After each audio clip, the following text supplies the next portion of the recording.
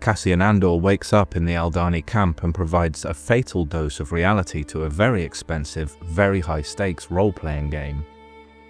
Until the moment he arrived, Vel's team was operating entirely on theory, adrenaline, and a wooden model that Nemik probably spent 3 weeks sanding. They're a prototype, a theoretical model of a military unit that has never actually been dropped on the floor to see if it shatters. Cassian is the floor. He is the heavy, undeniable force of gravity that crashes into their delicate ecosystem, and the entire arc of these 10 scenes is essentially an engineering stress test, where the hero of the rebellion is just a guy asking a few obvious but awkward questions. The immediate friction, the immune response that greets him, is not actually about security, it's about insecurity. When Skeen pulls his prison yard stare-down routine, or when Taramyn physically shoves Cassian into formation, it feels like they're trying to convince themselves that they're soldiers.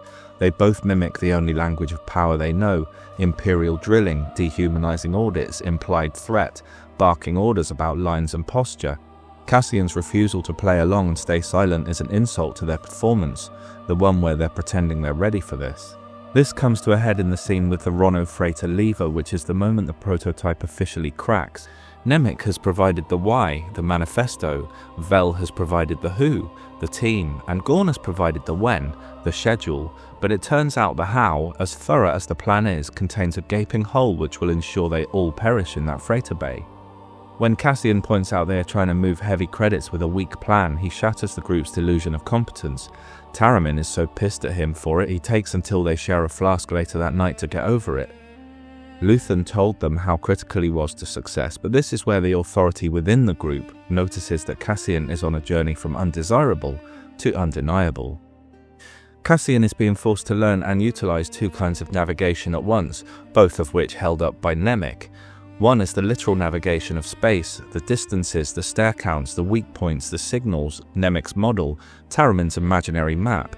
The other is the navigation of people, how a coalition holds under stress, what stories stabilize it, what secrets destabilize it.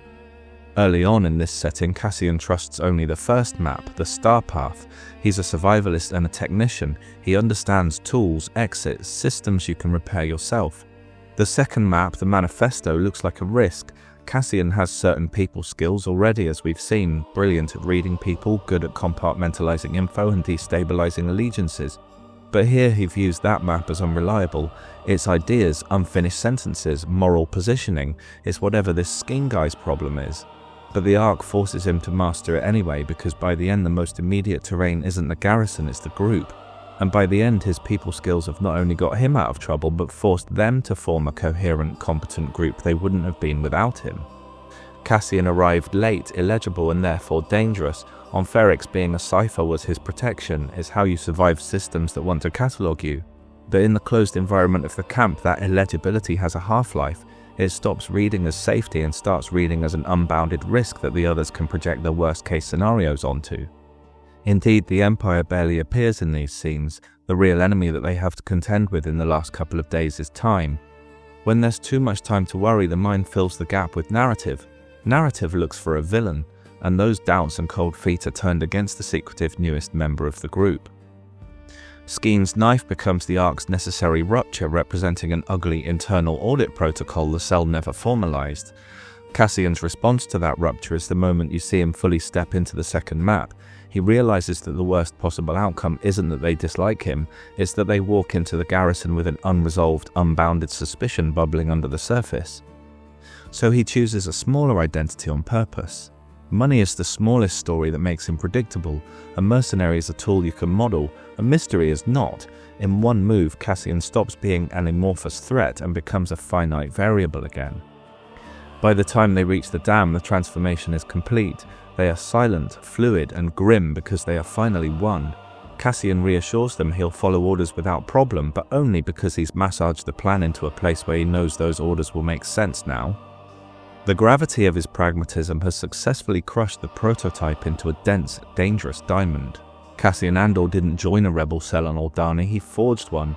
Without him, they'd have turned on each other before they got there, may have been questioned about their marching technique, and if they got far enough would have been swarmed with Imperials while they have a freighter full of credits and no idea how to launch it. He took a group of dreamers, cosplayers, and broken farmers, and by simply being the real thing in the room, the guy who asked about the weight and refused to play along with their well-planned but still somewhat amateurish nonsense, he forced them to shed their pretensions. The Empire created the members of this cell, and Vel recruited them. But it was Cassian that took the dull, brittle knife and sharpened it into a blade that can slip through the stark white plastoid alloy plates of the garrison's armor and straight into its heart.